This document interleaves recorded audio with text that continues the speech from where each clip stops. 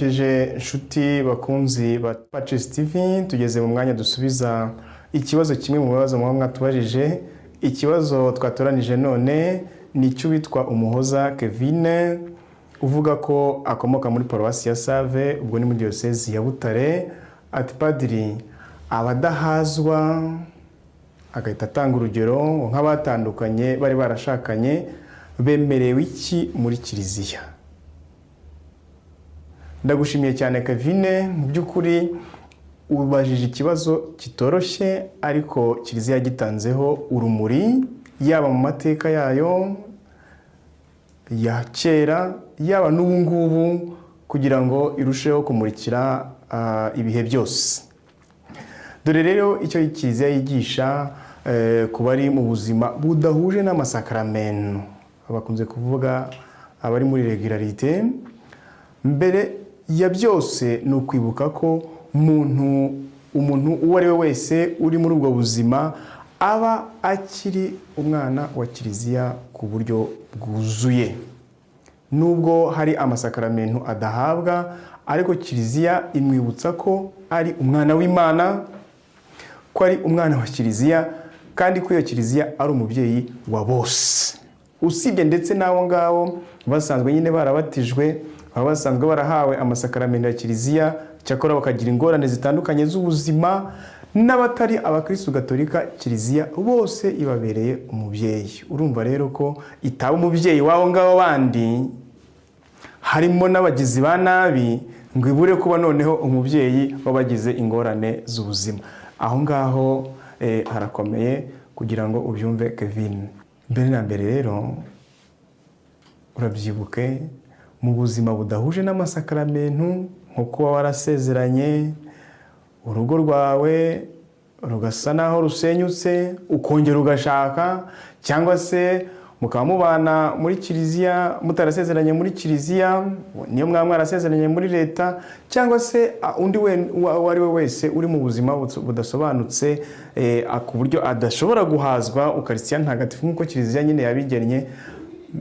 Ni ukwibuka ko wari umuntu warahuye n'ingorane nyine, kandi izo ngorane tuzivugana ubwitonzi, turitonda mu by'ukuri iyo tujya kuvuga kuri abo bantu.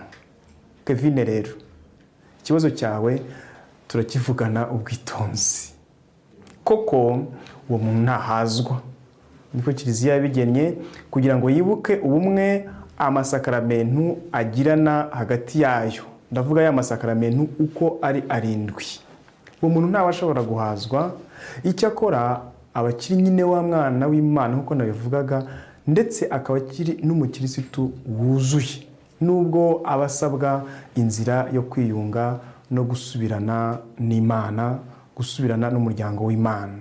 Gatigisimu rero ya Kiliziya Gatolika, nimero yayo 1651, niyo ivuga mu magambo meza iti, abakristu baba muri ubwo buzima nubwo baba batemerewe guhazwa Ukaristiya ntagatifu, kiliziya ibashishikariza kujya bumva ijambo ry'Imana mbere na mbere, bakarizirikana ndetse bakanarihimbaza, bakajya mu misa.